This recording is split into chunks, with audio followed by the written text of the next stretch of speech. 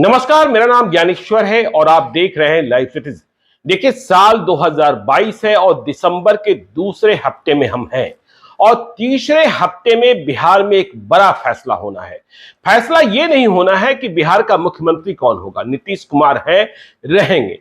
देखिए, संभव है मंत्रिमंडल का विस्तार हो जाए, लेकिन इससे भी अधिक एक बड़ा फैसला होना है कि बिहार पुलिस का नया मुखिया कौन होगा, मतलब डीजीपी कौन बनेगा। जो एसके सिंघल हैं, उनकी विदाई तीसरे हफ्ते में होनी है।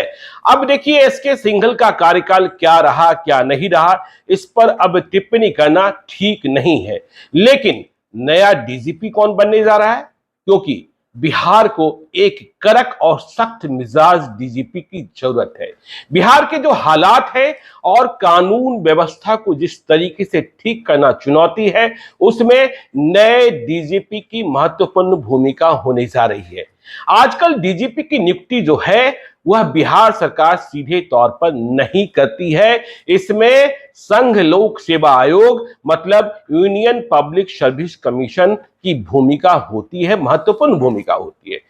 प्रक्रिया यह है कि स्टेट कैडर में जितने भी डीजी लेवल के पुलिस पदाधिकारी हैं, उनके नाम यूपीएससी को भेजे जाते हैं और फिर उन नामों में से 3 नाम यूपीएससी बिहार सरकार को भेजेगी, जिनमें एक की नियुक्ति बिहार सरकार को करने का अधिकार प्राप्त होता है। यूपीएससी जब नामों पर विचार करती है तो वह सिर्फ लेंथ ऑफ सर्विस नहीं देखती है, केवल सीनियरिटी नहीं देखती है, और भी बाकी पहलुओं पर ध्यान देती है, जैसे स्टेट कैडर में कितने दिनों रहे हैं और उनका अनुभव क्या रहा है, फील्ड में कितने दिनों रहे। ये तमाम सारे जो मानदंड हैं उसके आधार पर निर्णय लिए जाते हैं। लेकिन बहरहाल जिन 4 पुलिस पदाधिकारियों की चर्चा सबसे अधिक हो रही है, हम उनकी चर्चा इस वीडियो में करने जा रहे हैं कि इनमें से कौन होगा बिहार पुलिस का नया डीजीपी, बिहार पुलिस का मुखिया, और उनकी छवि क्या है, उनकी इमेज क्या है। देखिए, सबसे अधिक चर्चा है आलोक राज की। देखिए, आलोक राज डीजी लेवल के पदाधिकारी हैं, मूल रूप से बिहार के हैं, या यूं कहें कि बिहार के ही हैं, इसलिए बिहार को नस नस समझते हैं। और उन्होंने एसपी के रूप में अनडिवाइडेड बिहार मतलब बिहार और झारखंड के कई जिलों में अपनी भूमिका का निर्वहन किया है। यह कहा जाता है, और बिहार के होने का फायदा भी है, कि ह्यूमन इंटेलिजेंस मतलब किसी अपराध को उद्भेदित करने के लिए या किसी अपराधी का सुराग पाने के लिए ह्यूमन इंटेलिजेंस की भूमिका जो होती है, उसमें ये धनी है, क्योंकि बिहार की सोसाइटी से, बिहार के लोगों से जुड़े हुए हैं। ये सेंट्रल डेपुटेशन पर भी रहे हैं और सीआरपीएफ में भी इनकी भूमिका रही है। सीआरपीएफ में भी इन्होंने अपने कार्यकाल का निर्वहन किया है, डीआईजी और आईजी के रूप में। तो आलोक राज की चर्चा बहुत तेज है और आलोक राज रेस में आगे चल रहे हैं। जो नाम है इसमें कहीं कोई शक नहीं है। देखिए, जब वे एडीजी थे और गुप्तेश्वर पांडे भी एडीजी थे, और बिहार में जब कहीं कोई तूफान खड़ा हो जाता था, अपराध की घटना घटित हो जाती थी, तो नीतीश कुमार इन्हीं दोनों पुलिस पदाधिकारियों को, गुप्तेश्वर पांडे को और आलोक राज को, उन जिलों में हालात को नियंत्रित करने के लिए भेजा करते थे। गुप्तेश्वर पांडे कम्युनिटी पुलिसिंग के माध्यम से मेल मिलाप, मेल जोल, शांति बाता, इन सब चीजों पर अपनी भूमिका का निर्वहन करते थे, और आलोक राज लाठी से, या यूं कहें कि एक्शन से यह दिखाते थे कि यदि शांत नहीं हुए तो अंजाम क्या होगा। तो आलोक राज की चर्चा है, आगे चर्चा है। अब देखिए, दूसरे जिस नाम की चर्चा हो रही है वह नाम है राजविंदर सिंह भट्टी की। देखिए, राजविंदर सिंह भट्टी का नाम ही अंडरवर्ल्ड को डरा देने के लिए काफी होता है। तो राजविंदर सिंह भट्टी अभी सेंट्रल डेपुटेशन पर है, सीमा सुरक्षा बल में है, मतलब बॉर्डर सिक्योरिटी फोर्स मतलब बीएसएफ में है। राजविंदर सिंह भट्टी की इमेज क्या है, वे बिहार लौटते हैं या नहीं लौटते हैं, इस पर भी बहुत कुछ निर्भर करेगा। बिहार सरकार क्या फैसला करती है, इस पर निर्भर करेगा। लेकिन राजविंदर सिंह भट्टी का नाम अपराधियों के लिए काल माना जाता है, कह सकते हैं बस नाम ही काफी है। राजविंदर सिंह भट्टी बहुत सिस्टम में काम करने वाले बहुत मीडिया फ्रेंडली नहीं है, लेकिन रिजल्ट ओरिएंटेड है। जो हम बार बार शिकायत करते हैं, कहते हैं कि पिछले कुछ वर्षों में बिहार में घर ढुकवा एसपी भर गए हैं, मतलब फील्ड में नहीं जाते हैं, अपनी जिम्मेदारियों का ठीक से निर्वहन नहीं करते हैं। तो ऐसे पुलिस प्राधिकारी यदि राजविंदर सिंह भट्टी डीजीपी बनते हैं तो उन्हें सुधर जाना होगा, क्योंकि भट्टी जानते ही नहीं है कि इस कारण से ये नहीं हुआ, इस कारण से वो नहीं हुआ। वे रिजल्ट जानते हैं, रिजल्ट समझते हैं और घंटे गिनते हैं, कितने घंटे में क्या नतीजे आएंगे इसका टास्क तय करते हैं। भट्टी के बारे में आपको और समझना हो, कितने सख्त मिजाज हैं कि जब वे एएसपी थे, आईपीएस के रूप में पहली पोस्टिंग बाढ़ में तैनात थे, तब उन्होंने आज के बाहुबली विधायक अनंत सिंह के बड़े भाई जो तब विधायक थे उन्हें पटना आकर गिरफ्तार कर लिया था। और गिरफ्तारी भी कब हुई थी? जब बिहार विधानसभा का सत्र चल रहा था। नियम कहता है कि विधानसभा अध्यक्ष की अनुमति के बिना आप गिरफ्तार नहीं कर सकते हैं, लेकिन भट्टी तो भट्टी है। 2 लोगों की हत्या हुई थी और भट्टी ने दिलीप सिंह को अहले सुबह पटना में गिरफ्तार कर लिया था। आपको यह भी पता है कि बाद में वे सिटी एसपी बने, और जब सिटी एसपी के रूप में उन्होंने पटना में अपराधियों का होश ठंडा करने का अभियान चलाया तो क्या क्या न हो गया। डॉक्टर अजय कुमार के बाद वे पटना के सिटी एसपी थे, और जब पटना से उनका तबादला हुआ तब देखिए पटना में सिटी एसपी का बंगला वहां हुआ करता था जहां आज बापू सभागार है, मतलब मगध महिला कॉलेज के करीब। तो उनका तबादला हो गया और नए सिटी एसपी के लिए यह तैयार हो रहा था। तो चर्चा क्या हुई कि सिटी एसपी के इस बंगले में रात को ही नहीं दिन को भी भूत नाचते हैं। तो करीब 15 दिनों तक वहां यज्ञ अनुष्ठान चलता रहा ताकि कैंपस में शांति हो। तो भट्टी भट्टी हैं। आपको पता है कि पटना में एक बड़ी वारदात हो गई थी जब राजविंदर सिंह भट्टी पटना के सिटी एसपी थे।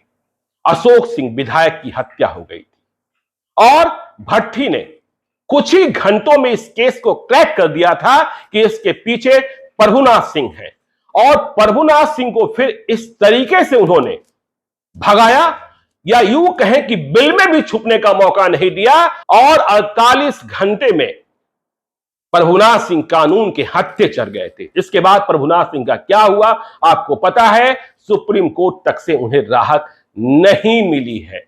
देखिए इसके बाद एक और बड़ी घटना घटी, तब भट्टी पदस्थापना की प्रतीक्षा में थे, वेटिंग फॉर पोस्टिंग थे, पटना के आईपीएस मेस में थे।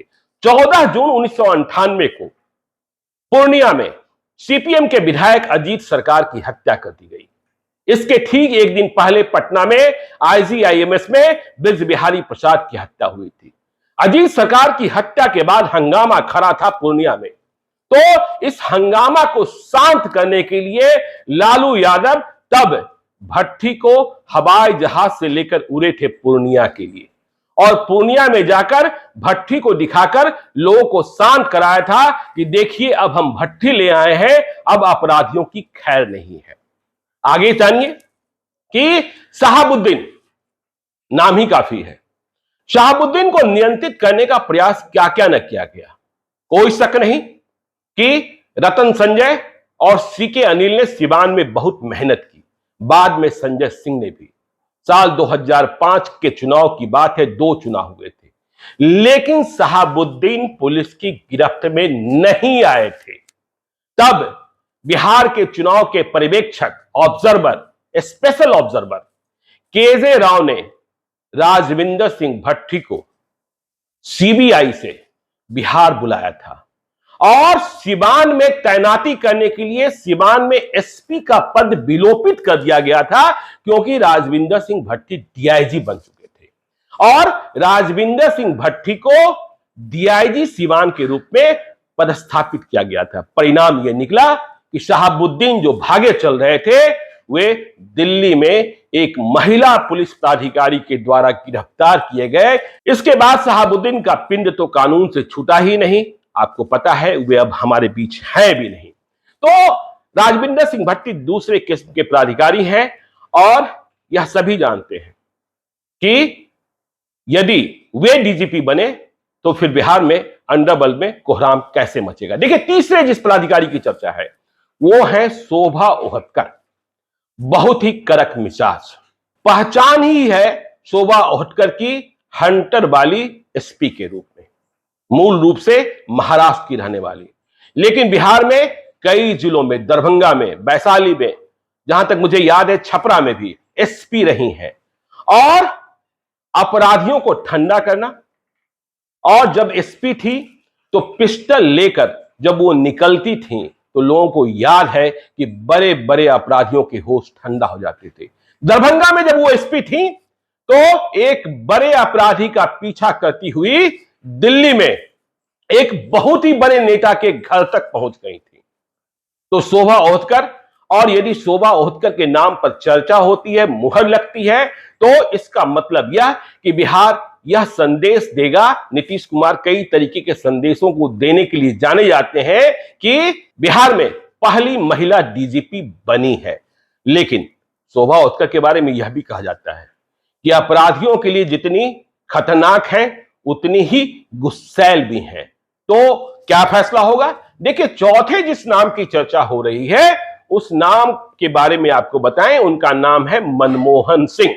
ये आलोक राज, राजविंदर सिंह भट्टी और शोभा ओहटकर से भी सीनियर है। ये भी सेंट्रल डेपुटेशन पर है। बिहार में कुछ साल ही रहे हैं, कुछ जिलों में रहे हैं।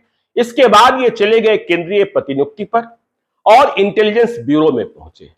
आप कह सकते हैं कि ये हार्डकोर इंटेलिजेंस ब्यूरो वाले हैं, लेकिन कहा जा रहा है कि वे बिहार सेवा के अंतिम वर्षों में आना चाहते हैं।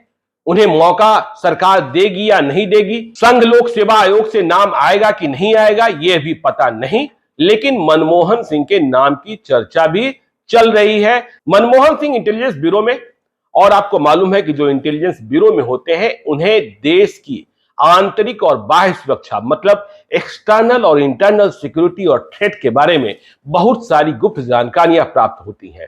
तो एक समस्या यह है कि इतने अरसे से वे बिहार से दूर है कि बिहार के खाद पानी में क्या मिलावट हुआ है, अंडरवर्ल्ड किस तरीके से बदला है, नए अपराधी गिरोहों का मॉडस ऑपरेंडी क्या है, यह समझना थोड़ा कठिन होगा।